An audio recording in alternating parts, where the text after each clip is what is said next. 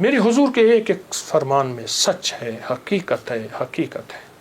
اگر زندگی کے سبق میں آگے بڑھنا ہے، کامیابیاں آگے آگے اور سبقت لے جانا ہے، تو ان فرامین پہ عمل کریں۔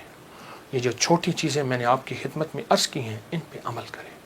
آئیں پھر ایک اور چیز بھی تحفہ دیتا ہوں، حضرت امام حسن کا، یہ وہ گھرانہ ہے اہل البیت کا، جن کی برکتوں سے معاشرے کو، زمانے کو دنیا بھی ملی، دین بھی ملا، عشق بھی ملا، حرمت بھی ملی، عزت بھی ملی، وقار بھی ملا، مانگنا بھی ملا، رونا بھی ملا، اشک بھی ملے، آنسو بھی ملے، اور اللہ کے خزانوں سے لینے کا مزاج بن گیا۔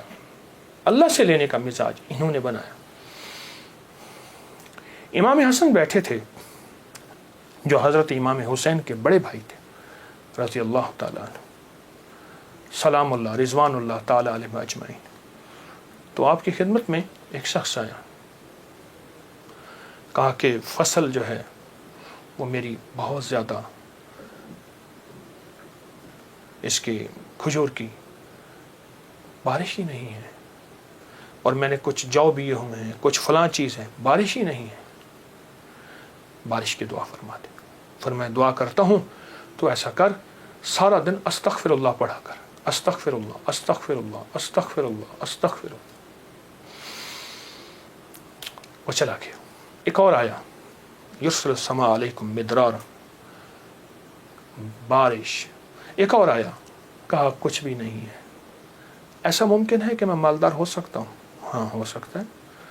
تو فرمایا سارا دن استغفار کیا کر، استغفر اللہ استغفر اللہ پڑھا۔ ایک اور آیا، کہا گھر نہیں ہے، جھونپڑا بھی نہیں ہے، کہ مجھے گھر مل سکتا ہے؟ فرمایا ہاں مل سکتا ہے۔ فرمایا کیا؟ میں استغفار کیا کر، سارا دن استغفر اللہ پڑھا کر، بہت پڑھا کر۔ ایک اور آیا، اس نے کہا میں چاہتا ہوں میرے باغ ہوں اور میں باغات کا مالک ہوں، مجھ جیسا فقیر تنگ دست ایسا ہو سکتا ہے؟ میں ہو سکتا ہے۔ میں کیا؟ میں استغفار کیا کر۔ جو سائل آ رہا تھا اسے استغفار بتا رہے تھے۔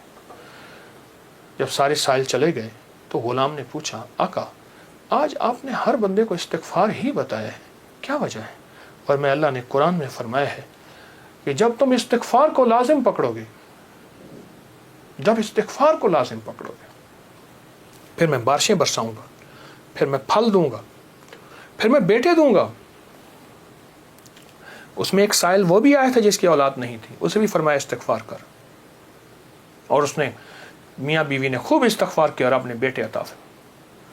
مدرارا بے اموال و بنی، انہارا، بیٹے، نہریں، نعمتیں، میوے، رزق، استغفار۔ اچھا استغفار سے مراد کیا ہے؟ استغفار، میں کسی ملک کے ایئرپورٹ پہ جا رہا تھا تو ایک صاحب نا 4 ویل والا وہ بڑا سا وہ تھا بریف کیس، اس کے ہینڈل سے اس کو چلائے جا رہے تھے ایسے تیزی سے، تو ایک دم فلائٹیں نکل رہی تھیں، راستہ تھا، تو ایکسکیوز می ایسے کرتے نہیں، یوں نکل رہے تھے، تو مجھے استغفار یاد آیا، اور ایکسکیوز می کہتے تھے نا، لوگ راستہ دے دیتے تھے۔ میں اچھا، جب بندہ استغفار کہتا ہے، استغفار کرتا ہے، ایسی راہیں کھل جاتی ہیں، ایسے راستے کھل جاتے ہیں، ایسی منزلیں آسان ہو جاتی ہیں۔ کیوں؟ فرمایا تم سارے کے سارے خطا کار ہو، آقا کا فرمان ہے، مفہوم ہے، اور بہترین خطا کار وہ ہے جو توبہ کرنے والا۔ استغفار کے معنی یہ ہے کہ اللہ میں اعتراف جرم کرتا ہوں، اعتراف جرم کرتا ہوں۔ ہمارے یہاں ایک گھر کے قریب نا ایک دوسری گلی میں آرا مشین تھی، یہ لکڑیاں کاٹنے کی، تو اس کا ایک ٹریکٹر ڈرائیور تھا، پرانا روسی ٹریکٹر تھا جو بڑے بڑے تنے اٹھاتا تھا اس کے درختوں کے۔ تو ڈرائیور جو تھا وہ ہمیشہ جو ہے وہ گاڑی اپنا ٹریکٹر درمیان میں چلاتا تھا، کبھی دائیں بائیں اتارتا نہیں تھا، پھر لڑائیاں بھی ہو جاتی تھیں، جھگڑے بھی ہو جاتے تھے، مار کٹائیاں بھی ہو جاتی تھیں۔ وہ ڈرائیور میں نے دیکھا ہوا بیچارہ ایک حادثے میں فوت ہوا۔ اچھا اس کے مزاج میں ایک عجیب بات تھی، وہ نا جاتے ہی لڑائی کر لیتا تھا، جھگڑے کر لیتا تھا، کبھی ٹریکٹر کا ویل نیچے نہیں اتارتا تھا۔ جھگڑا کرنے کے بعد، سارا کچھ کرنے کے بعد وہاں پہنچتے اپنی قمیض اتارتا تھا، پولیس والوں کو کہتا تھا، تھانے والوں کو، یا جہاں کہیں اس کو لے جاتے تھے انصاف کے لیے یا جھگڑے کو ختم کرنے کے لیے، کہتے مجھے مارے، میں مجرم ہوں۔ وہ کہتے بات کیا ہے؟ کہتے مارے، میں مجرم ہوں۔ अब वो कैसे मारे, बात तो सुने। अच्छा, वो बात थी ऐसी कि उसको मार पड़नी थी। जब वो कहता था मुझे मारे, तो मार पड़ती ही नहीं थी। क्यों? उसने आते इतराफ़ जुर्म किया। जो इस्तिग़फ़ार करता है वो सारा दिन जुर्म का एतराफ़ करता है। मौला, मेरी तन्हाइयाँ भी दागदार हैं, मेरी आँखें, मेरा दिल, मेरे जज्बे, मौला मेरे दिन रात सारे दागदार हैं। मुझे अपनी पस्ती पे शर्म है, मुझे अपनी पस्ती पे शर्म है। तेरी वुसअतों का ख़याल है, पर अपने दिल को मैं क्या करूं, इसे फिर भी शौक़ विसाल है। याद में तेरी सबको भुला दूं, कोई ना मुझको याद रहे। कुछ तुझ पे सब घर बार लुटा दूं, खाना दिल आबाद रहे। नज़र से अपनी सबको गिरा दूं, फ़कत तुझसे फरियाद रहे। यार रहे यार अब तो मेरा, और मैं तेरा यार रहूं। हर वक्त ज़िक्र व फ़िक्र में तेरे मस्त रहूं, सरशार रहूं। होश रहे न मुझको किसी का, मगर मैं तेरा होशियार रहूं। हाँ, ये इस्तिग़फ़ार है कि मौला मुझसे बड़ा कोई दुनिया में मुजरम है ही नहीं।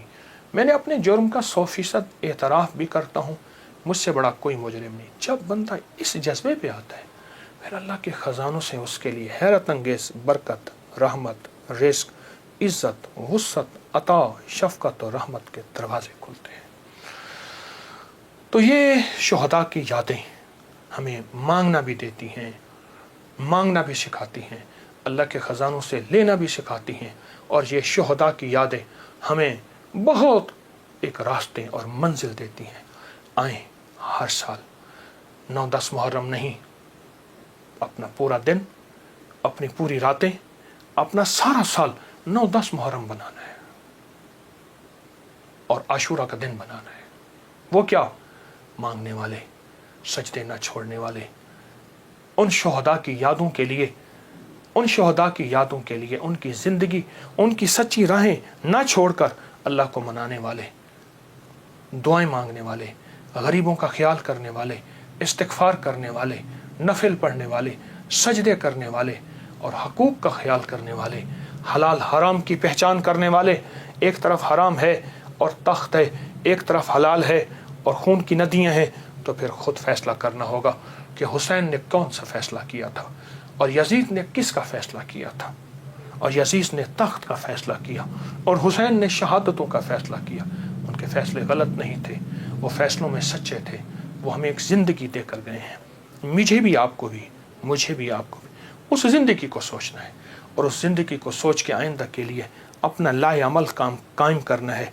आज के बाद हमारा हर दिन आशूरा का होगा, सब्र में भी, अता में भी, तौबा में भी, मांगने में भी, दुआओं में भी, इस्तिग़फ़ार में भी, अल्लाह की मोहब्बत में भी, इश्क़ मुस्तफ़ा में भी और मोहम्मद आले मोहम्मद की निस्बतों के साथ, असहाब मोहम्मद की शहादतों और निस्बतों के साथ इंशाअल्लाह हमारा हर दिन इसी तरह रोशन होगा और हर दिन इंशाअल्लाह कामयाबी का सफ़र होगा।